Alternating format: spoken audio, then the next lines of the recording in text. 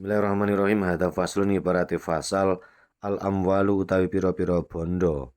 Alati ya amwal silailati talzamu kang wajib fiha ing dalam alati opo az-zakatu zakat iku sitatu anwangin ana nenem pira-pira werna. Dirupani nenem anangamu suwijine raja kaya wanakdani lan nukut loro utawa emas loko wal muasyaratu lan perpuluhan utawa bahan makanan pokok wa amwalu tijarati lan pira-pira bondo dagangan.